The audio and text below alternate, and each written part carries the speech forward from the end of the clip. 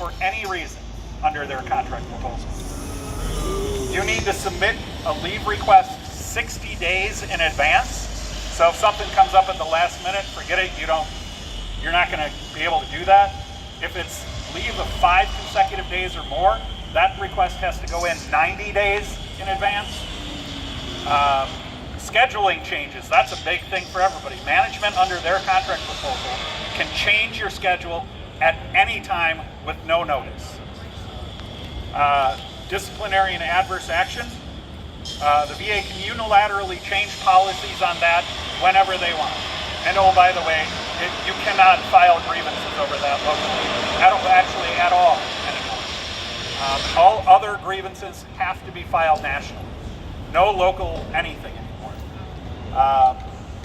Telework, which is a huge thing in the federal sector, but especially in VBA and in the administration I work in, the Veterans Benefits Administration. Telework is gone. You are expected to be in the office at least 4 days a week, and if you happen to have a compressed schedule, your compressed day off is your day away from telework. So you'd be spending your entire work week at work, which, I mean, look where we are. How many people had trouble finding a place to park? Anybody? I did. So, what I wanted to share about the new contract proposal, I just got this update today, this morning. The bargaining team has been in Long Beach, California for 2 weeks now, and after 6 days of bargaining, all that management and labor have been able to agree upon is the preamble to the contract. So that's about 2 sentences in our current master agreement. The VA came in with 3 articles that they wanted to talk about, all of which they wanted to strike entirely. Labor came in with 3 things to start with, one being the preamble, and the other major one being our telework article.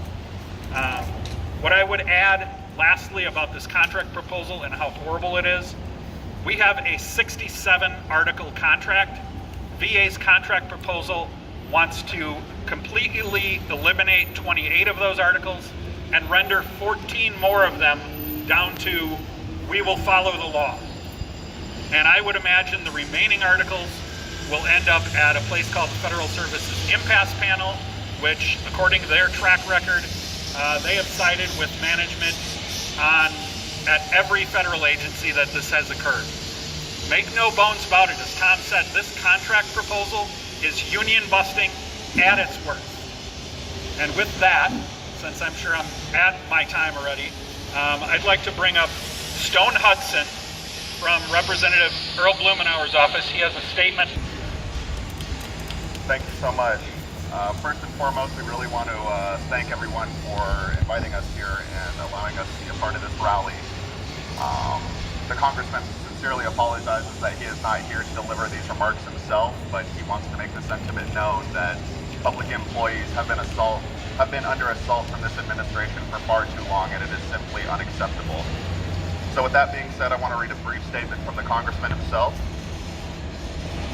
To begin, veterans deserve the highest quality medical care, nothing less. The VA exists to honor this commitment, and we cannot undermine their work with misguided policies like the VA Mission Act. Frontline workers providing care to our vets must be supported.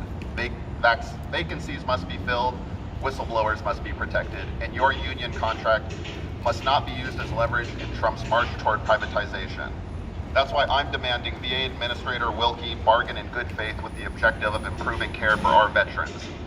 Know that I deeply appreciate the work you do on behalf of our nation's veterans and your commitment to this fight. And for those of you who also served in the military, thank you, and keep up the fight. Thank you. Great, thank you, Stone, and definitely thank you, Congressman Blumenauer. Next, I'd like to bring up Dan Mahr with Senator Merkley's office. Thanks, Dan. Thanks, Dave. Thanks for having us here today. And Senator Merkley sends his best from DC. Wishes he could be here with you all today and stands in solidarity and has offered this statement. Thank you all for coming out today to show support for veterans and VA workers. It is imperative that we provide the best, most accessible care to the men and women who serve our country.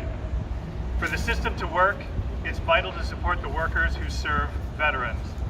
That is why I stand with VA workers today and every day, and will fight for their right to organize, for workplace fairness, for whistleblower rights, and for the tools they need to care for our veterans. Please know that I will fight the Trump administration's attempts to privatize the VA at every turn. I'm proud to stand up with VA workers, their union, and Veterans for Peace as we work to ensure the VA delivers on our country's promise to our veterans. Our veterans fought for us, and now we need to fight for them. Thank you. Thank you, Dan.